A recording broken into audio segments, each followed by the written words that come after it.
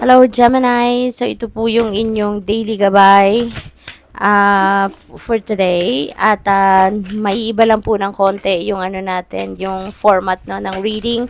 I'm going to draw 3 cards at kukunin natin yung unang card will be your general life, no, na message. Pangalawa po is for money, career, and finances. At yung pangatlo natin is for love and romantic relationships.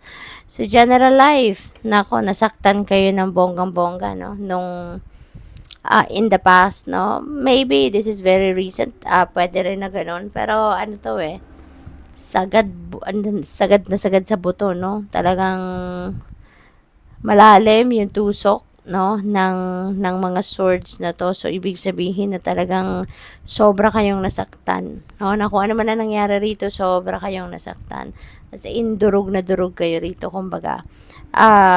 But that happened in the past, no, so pwedeng kung sino man na nakapagdulot ng sakit na ito sa inyo, no,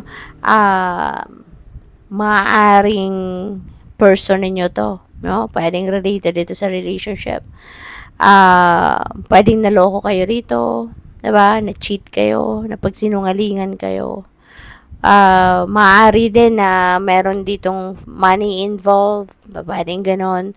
Kung ano man ang ginawa ng taong ito sa inyo. Kasi depende yan sa inyong sitwasyon. Pwedeng person ninyo to, pwedeng yung asawa ninyo, boyfriend ninyo, girlfriend ninyo, pwedeng kapatid, pwedeng magulang, pwedeng kaibigan, no? So it could be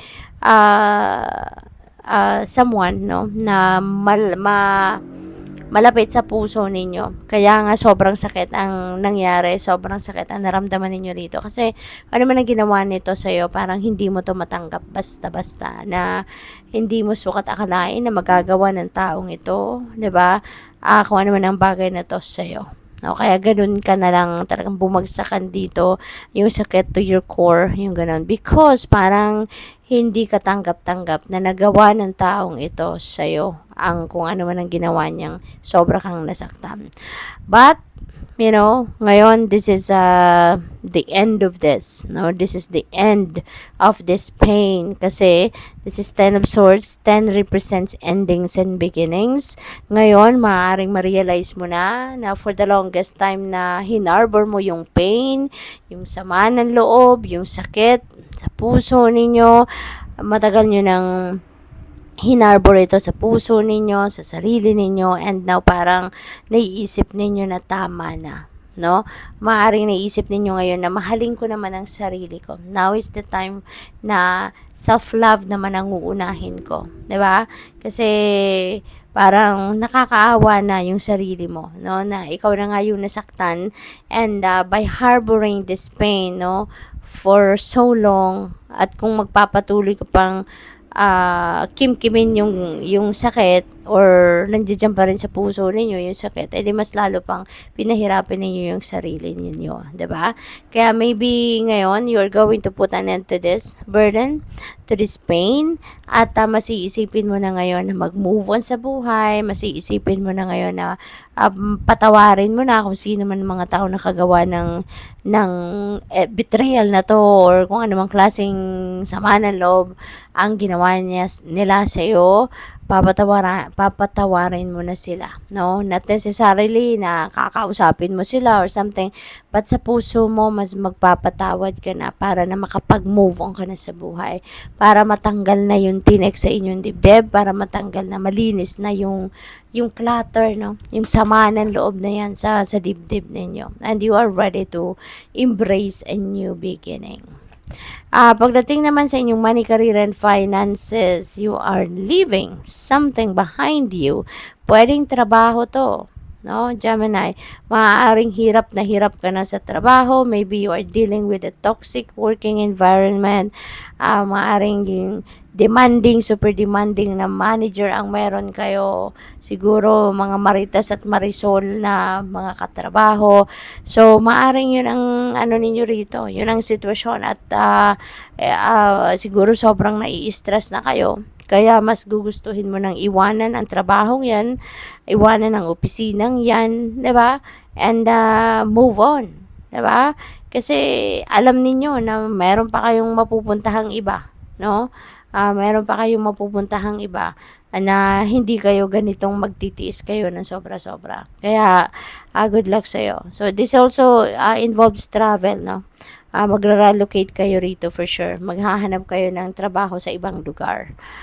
For love life, we have a hermit. Yeah, may kailangan kayong pag-isipan, ano? Feeling ko, kung sino man ang kung ano man ito, no, yung nakapagdulot siguro ng sakit na to na bonggang-bongga sa iba sa inyo, could be, ano, ito yung pagmumuni-munihan ninyo. Ano? Yan ang napipick up ko rito. Pwedeng isang Virgo. No? Pwedeng isang Virgo yung nakapagdulot sa iyo ng sama ng loob. No? Or kung ano man ito. Betrayal man yan, cheating man yan, lying man yan. Ano? There could be a certain Virgo dito ang nabiktima sa inyo. No? Pwedeng ganun ang ganap.